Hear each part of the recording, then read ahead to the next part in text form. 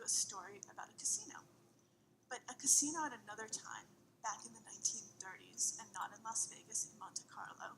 So instead of hoodies and kind of torn jeans and t-shirts, picture suits and jackets of James Bond.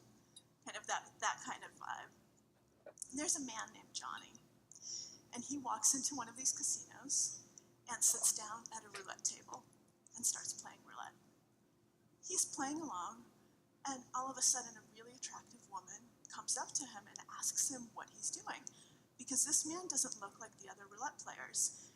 They're all just playing, and he has all of these papers with him, and the papers have some weird mathematical things on them. And so this woman was really intrigued. She said, "What are you doing playing roulette?" And he said, "Hi, nice to meet you. I'm actually developing a system to beat roulette. So I am developing a foolproof system. I am going to beat this game."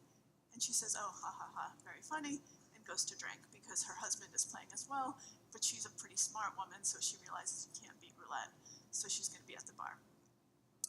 A little while later, she's sitting at the bar, and this man, Johnny, comes up to her and asks her if it's okay if he takes a seat next to her. And she says, "Yes, of course. I hate to be a lonely drinker." To which he responds, "Oh, drink. That would be really, really nice. But can you afford to buy me one?" Because it ends up his system wasn't quite as foolproof as he thought it was, and he was now completely broke.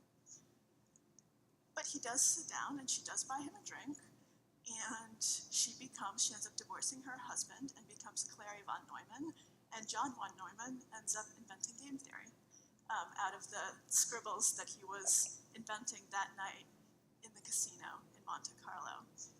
Chance, fate, what a story, right? But it ends up, John von Neumann realizes, okay, I couldn't beat roulette. I'm actually going to focus on poker. This was my inspiration, von Neumann. See, now poker becomes a much more noble profession, right? Because I got it from John von Neumann. So I'm just following in the footsteps of one of the greatest minds of the 20th century. So he decided that he was going to solve poker, and this was actually the inspiration for game theory, because poker to him was the perfect game to try to mimic chance and skill in life. Because in poker, there's a huge amount of skill, right? Over the long term, the skilled players are going to win. There's strategy, there's how you play. We're not going to go into a poker lesson, but skill is really, really important. And yet, there are cards. It's a deck, and you cannot control the cards. So the most skilled player at any one game can lose. You could have never played poker before, sit down, heads up with the greatest player in the world, who's me, of course, and win. Because the cards just went your way, and no matter how skilled I am, they went against me. That happens.